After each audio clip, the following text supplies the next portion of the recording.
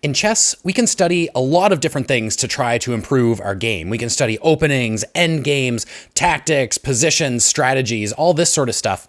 But I would say the one thing that is the most important to study in order to improve your game is study your own games, especially the games that you lost. I think that studying the games that we lost and trying to understand why it is that we lost, what mistakes we made, is really key to making sure that we don't make those same mistakes again and improve as chess players, right? So today, I lost a game for a very weird reason. And basically, like in chess, we have a lot of different things that we kind of need to think about and prioritize and focus on. And essentially, I focused on and prioritized the wrong thing. And looking back at it, it's actually pretty clear, but in the game, it wasn't clear that there was something that I was missing, right? And so let me show you. Let's dive in, because I think that seeing this mistake that I made and the reason that I made it might help you to prevent yourself from making the same kind of mistake in your games. So here's the game. A bit of a higher rated opponent. So I knew it was going to be, a good game, but a challenging one. And for the most part, it went quite well. Started with d4, and I knew that this player liked to play like the London and possibly the Jobava London, but they kind of threw me off here at the beginning because I went into sort of a King's Indian, and then they transposed it into a Pirc Defense, which is fine. I do play the Pirc Defense. It's actually basically the first opening as black that I ever learned. And so I was okay to transpose into it, but I'm not quite as, I haven't been practicing it quite as much lately, but that's okay. And then they go into this variation, which is the Austrian Attack. And this is actually the variation that I play myself as white against the Pirc Defense. It's pretty aggressive. Like white gets this huge center right away, and it's not as sharp as like something like the 150 attack, which is, instead of this, the bishop comes out, the queen comes out, white's going to castle long, trade off the dark squared bishop, and then attack on the king side. It's not quite as sharp as that, but it's still a tricky one to play against. Anyway, so I went ahead with my fianchetto and castled here. So my opponent brought out the light squared bishop, and I played c5, which is the top move of the database. And I don't really know the theory against the Austrian Attack really well, but I know that one strategy you can use against it is to attack on the flank like this with c5. And so I did that, and they actually pushed d5, which I don't think is correct. I don't think it's, it's not losing or anything like that, but I don't think it's the correct response. I also didn't play the correct response, it turns out. It's better here just to push e6 and start chipping away at the center. But anyway, a common idea in the Pirc is to trade off your light squared bishop for this knight, which kind of weakens white's hold on these dark squares in the center. And I mean, often you want to do that if you can then put your knight on c6. But my plan was to trade off this knight and then push here and try to chip away at the center and either find a way to get my knight here or maybe to loop my knight around to b6 and put some pressure on the center from there. So we went ahead with that. I traded, and then I pushed e6, which was, as I mentioned, this was sort of my plan here in the opening. The other thing that I was trying to do was make sure that the center didn't get closed off, because this bishop becomes very powerful once things start to clear out. So I didn't want like some kind of position where the center got locked. Like I don't even know how it necessarily would right now, but if things got traded off in weird ways and like say a pawn ended up here and here or something like that, right? I didn't want that sort of thing to happen. So white castles, and I play knight bd7, and I'm thinking, maybe I'll put the knight here at some point, but immediately I'm actually reinforcing e5 because I don't necessarily feel good about the e5 push here. It might be fine, but then like after takes, it's just nice to have the knight to take back here rather than ending up with a pawn here that then I have to do something about, and then maybe even that push happens and things just get a little bit dicey. So I put the knight here to reinforce e5. Rook b1 seems sensible. It's defending this pawn for, if things ever open up along this diagonal, and gets the rook off of that diagonal. And then I decided, well, let's try to expand some on the queen side, just because it looks like I can get some space over there. White shuts that down quite quickly with a4, and so now I can't push b5 because there's a lot sort of looking at b5. But a6 was still useful because it covers b5 so that the knight or the bishop can't come in right away. And then I played this. I kind of felt like it was maybe a bit of a trick, but I felt like this was not a terrible position for my queen anyway, just kind of putting pressure on the queen side. It looks like I have a discovered check. If I push that pawn, then it's a check on the king, and I'm going to win this bishop. It turns out that check can easily be blocked with bishop e3, and the queen is defending, so white doesn't even have to address this issue at all. However, white does address this issue, which is fine because this is a perfectly good square to develop the bishop to. And I just bring my rook. I'm just kind of trying to improve my position.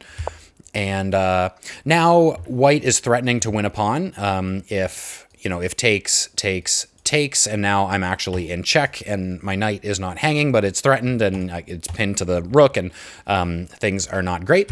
So I decided to capture first, and I had to sort of calculate quite a bit here because there's just a lot of captures that could potentially happen. So I calculated this. I took with the knight, and I was calculating, they could take with the pawn, but I don't think it's any better for them. And the nice thing is this bishop is really opening up. So I calculated that after this, I could move my knight here, attacking this bishop, because I'm a little bit worried about potentially lining up against this pawn. But now if they push, I can just grab that bishop, and I'm doing perfectly fine. So white played c4, which seems fine. And I was thinking here that these pawns are all seeming a little bit weak, especially these ones. So if I trade off here, white can potentially get a very strong center. Like I was thinking if I trade here, white takes with the c pawn, maybe this one becomes weak and I can maybe win it. And that was the case. So I took here. They actually took with the d pawn, which kind of locks up this part of the board, but it doesn't lock up my bishop. So actually I'm feeling pretty good about that. And then the thing is, if I go up here with my queen and double attack, they can potentially just push that pawn in order to defend everything. But I can place my queen on b3. And this, I was starting to feel pretty good here actually, because that just blocks this pawn. And now they can't defend both of these. They could slide this rook over. Well, no, they can't, because then they're just going to lose this one. They could bring this rook over and defend that, but they can't keep both of those pawns. And so they brought their rook over to c1. I took the a pawn, and then they attacked my queen, and I retreated, consolidated here. So things are looking pretty good here. Let's see. The engine says that it's minus 1.3, 1.2. So I'm up a clean pawn, and I have a 4 on 3 on the queen side, which is far away from the kings. So in an endgame, if you took everything else off the board, this 4 on 3 would probably be pretty strong. And so I was already looking at what happens if I push this pawn eventually, because then either they take and it's going to mess up their pawn structure, or I take and now I have an outside passed pawn, which can be very strong in an endgame. So they come back around here. I'm always kind of watching what happens if this f file opens up, because they can potentially push f5 at some point. And, I don't necessarily want to take because it messes up my pawn structure. I don't want them to be able to push again and make this bishop really bad. If they take and I take, then maybe this is okay as long as there's a rook here. But if that rook moves and the queen and rook are lined up, then, things can get a little bit dangerous with my king. So I just brought my rook to this open file because I felt like this would be a good place for it. And now, I wasn't quite sure what the plan was here, to be honest. I was thinking maybe loop my queen around and try to aim for that pawn, but it felt like there was just too much chance of my queen getting trapped, actually. So I put my queen here, kind of trying to bait this g4 push, and the g4 push didn't come immediately, but then I decided, all right, let's push on this side of the board and threaten to make a passed pawn, right? And I was even thinking about maybe I can actually push again, lock up the pawn structure, have lots of great places, great outposts for my bishop, and then maybe I can push this pawn up with my queen back here, kind of defending, and then either push through or, you know, trade here and have a protected passed pawn here. So there were all kinds of possibilities with this pawn, with this this pawn structure over on the queen side, and I was kind of thinking about all of those things, and I wasn't sure which one was the right one to go for. I feel like this is the part of the game that I'm the worst at. It's like late in the middle game, we're not quite in an end game yet, but we're about to transition into an end game if a few more trades happen.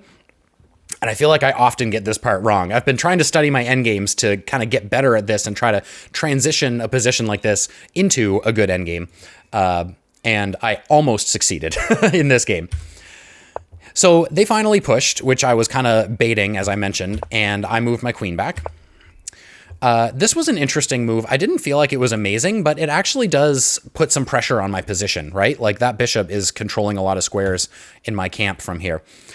So I pushed f5. I feel like with the queen here defending, it was a pretty good move because I just didn't really want to deal with any of this white pushing f5 nonsense, right? I just felt like if I push f5, you know, maybe takes or even takes with the queen, and then these pawns are separated, and so that seems like it's not great for white.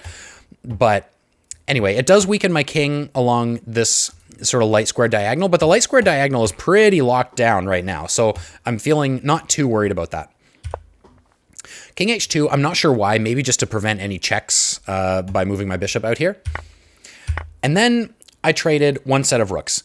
So what I'm thinking here is I'm going to go ahead with my plan to create an outside passed pawn. And I know that when I have an outside passed pawn, it's very strong in an endgame. So I want to trade off pieces. At the very least, I don't want each side to have two rooks on the board. But I'm also thinking I don't want white to be controlling this e-file. And so I moved my rook over to just kind of fight for the e-file a bit. And then after rook e2, defending with the queen, I went ahead and made my outside passed pawn. Now, I know here, again, like I mentioned, I just said, this is going to be strong in an endgame. So probably it would have been a no-brainer to trade these rooks, right? But the other thing that's nice is when you have a passed pawn, putting a rook behind it, right? And pushing the pawn down the board. And so I thought, okay, that seems pretty sensible. Let's put my rook behind the pawn, and then it's defended. I can start pushing it down the board. And that move throws away the game. It just completely throws away all of my advantage. Technically, it's still a draw here, according to the engine. But the problem is I completely missed a very strong move by white, which is to bring the rook in.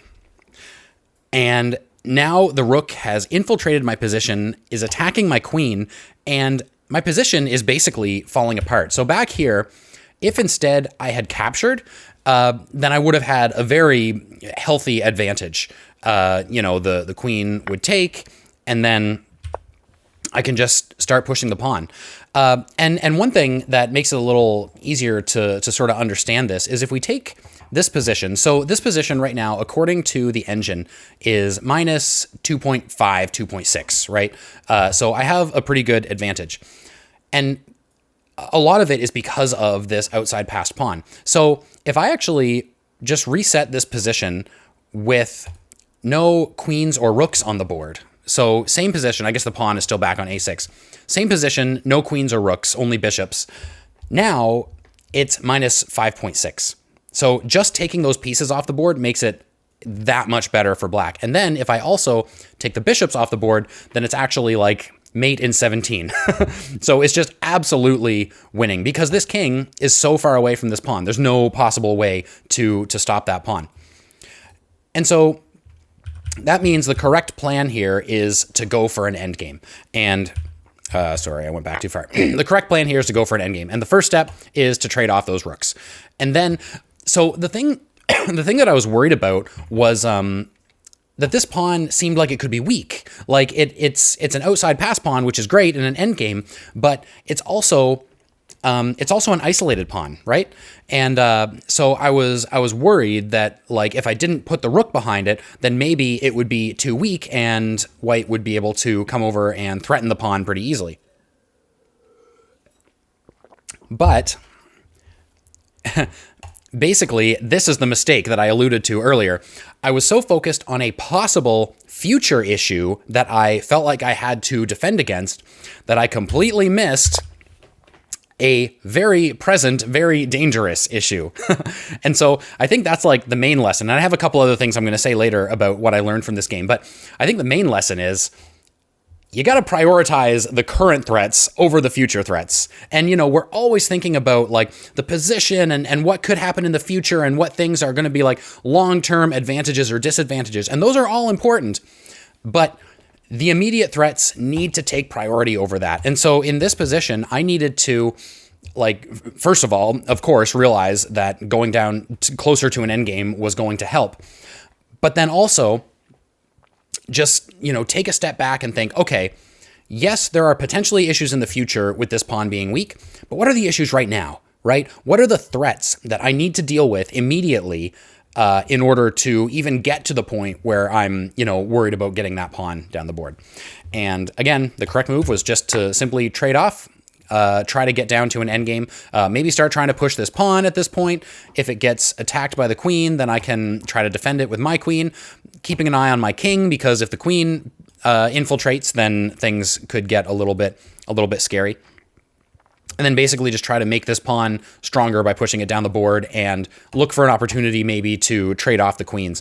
As a bonus, my bishop is the right color for this pawn because it's looking at the promotion square. So that would have been the right thing to do. That's not what I did. I went over here, and after this rook infiltration, technically, according to the engine, I could have drawn this, but my position was just falling apart at this point. This pawn was under attack. I was trying to sort of defend it in a clever way, but then the bishop comes in, and the bishop takes. I went up here for a couple of checks, thinking maybe I could pull off some kind of perpetual, but of course I can't. And eventually, apparently this was also a big blunder. There was something else I could have done here, and it wasn't even taking this. Maybe it was taking this. I don't remember. Anyway, it hardly even matters because, like I said, it was just all kind of falling apart. I was also a little bit low on time, and that could have also been contributing a bit to what was happening in this game. But then we traded off, and I just got swarmed and checkmated. So it was an interesting game, and the reason I wanted to share this is because when I first finished this game and I lost this game, and I looked back and I saw that this was the big blunder. I was like, why? Why is that such a big blunder? It seems like a very sensible move to try to escort this pawn down the board since it's a strong outside passed pawn. And so it took just a little bit of looking into it more, trying to figure out why this was a mistake. Why was this the wrong idea and this was the right idea? At first, it was kind of frustrating, to be honest, because I was like, that doesn't make any sense to me. This should be a perfectly fine move.